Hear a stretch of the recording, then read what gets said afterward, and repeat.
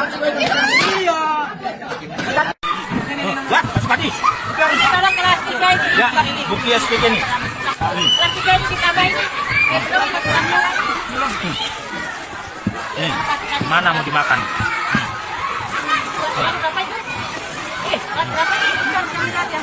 Nah, sekarang begini, kenapa mesti posting belatung? Kenapa mesti diposting? Begitu kan ya? Nah, yang kita takutkan, gitu.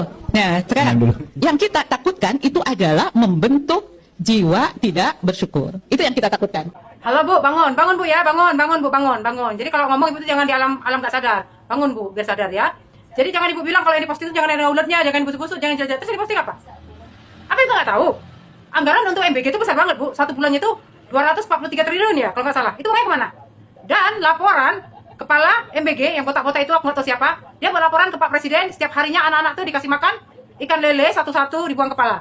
Terus seminggu sekali itu dipotongkan lembu 19.000. Terus kemana itu daging? Terus kemana ikan lele? Kok yang banyak terposting tuh bakwan sama tempe goreng sama sayur rebus dan kuahnya busuk-busuk? Itu kemana anggarannya? Jadi jangan Ibu bilang juga tidak bersyukur. Ya Bu ya, itu Bu, MBG itu Bu bukan makanan gratis. Itu uang rakyat. Ya, itu uang rakyat. Makanya Bapak Presiden membuat program ini, dia mau tuh rakyatnya bergizi.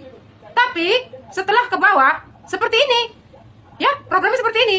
Hancur semua, rusak semua. Yang jelek siapa? Bapak Presiden. Buat laporan tuh manis banget ke Bapak Presiden. Nyatanya ke bawah, sampai ke bawah, dan sampai di sini seperti apa?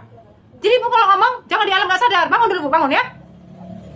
Itu bukan makanan gratis Bu. Itu diambil dari uang rakyat. Jadi kalau seperti ini Bu, yang ada untuk apa? Jadi ajang korupsi. Ya, lebih bagus Bu, uangnya itu, lebih bagus uangnya 15.000 itu dikasih ke orang tua. Biar orang tua yang mengolah uang itu untuk anaknya. Ya, jadi sebelum ada MBG, anak apa nggak makan? Apa nggak sarapan? Atau untuk dana pendidikan dan kesehatan. Ya, enak aja Ibu bilang nggak bersyukur.